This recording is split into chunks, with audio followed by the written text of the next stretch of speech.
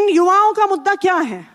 इनके लिए मुद्दा है कि अगर ये स्कूल खत्म करके इनको कॉलेज में एडमिशन लेना है, इनको एडमिशन मिलेगा कि नहीं मिलेगा। इनका मुद्दा ये है कि कॉलेज की पढ़ाई खत्म करके अगर हम निकलते हैं हमें नौकरी मिलेगी कि नहीं मिलेगी। इनका मुद्दा ये है कि जब हम घर से बाहर कदम रखते हैं हम सेफ होंगे या नहीं होंगे, हमारे घर में किडनैपिंग की कॉल तो नहीं आ जाएगी, एक्सटॉर्शन की कॉल तो नहीं आ जाएगी।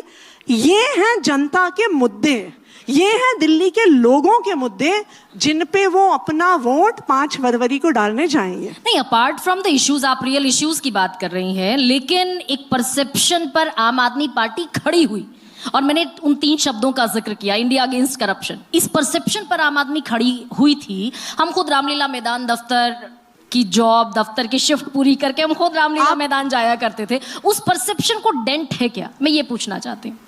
अब आप मुझे बताइए, आम आदमी पार्टी का कोई भी नेता नहीं बचा जिसके घर पे रेड नहीं हुई, जिसके ऑफिस पे रेड नहीं हुई, जिसके लॉकर पे रेड नहीं हुई, जिसके गांव में रेड नहीं हुई। 1 रुपया भी कहीं पे भारतीय जनता पार्टी को नहीं मिला।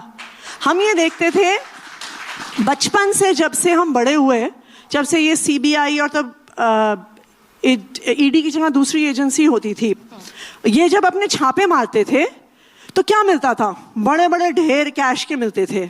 उसकी रंगोली बनाते थे कैश की, उसे लिखते थे CBI। सोने के बिस्कुट मिलते थे, शेल कंपनीज के कागज मिलते थे, प्रॉपर्टी के कागज मिलते थे जी, कुत्ते के नाम पे मकान खरीदा हुआ है, यही होता था। आम आदमी पार्टी के नेताओं के यहाँ पे क्या मिला?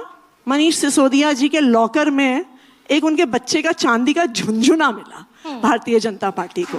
तो अगर हमने भ्रष्टाचार किया होता तो कुछ तो मिलता, लेकिन आम आदमी पार्टी ने आज तक कोई भ्रष्टाचार नहीं किया। और दिल्ली के लोग सब समझते हैं, दिल्ली के लोग देख रहे हैं कि पूरी देश की राजनीति में क्या हो रहा है, कि जिन नेताओं पर, जो ऑपोजिशन के नेताओं पर ईडी CBI के केस किए जाते हैं। अब महाराष्ट्र में देखिए, एनसीपी के ऐसे ऐसे नेता, अजीत पवार, प्रफुल्ल पटेल, छगन भुजबल, जिनको पीएम खुद कहते थे कि जी जेल में डालेंगे जी, चक्की पीसिंग करेंगे वो, उन पे CBI ईडी के केस किए, वो भारतीय जनता पार्टी में आ गए, भारतीय जनता पार्टी की वॉशिंग मशीन में धुल गए, पाक साफ हो गए, अब फाइनेंस मिनिस्टर बन गए, डिप्टी चीफ मिनिस्टर बन गए। बताइए, कहीं कुछ और तो सिर्फ महाराष्ट्र में नहीं, ये एक के बाद एक हर राज्य में हुआ। ये आसाम में हुआ हेमंत बिस्व शर्मा के साथ, ये वेस्ट बंगाल में हुआ शुभेंदु अधिकारी के साथ, बस दिल्ली में नहीं कर पाए।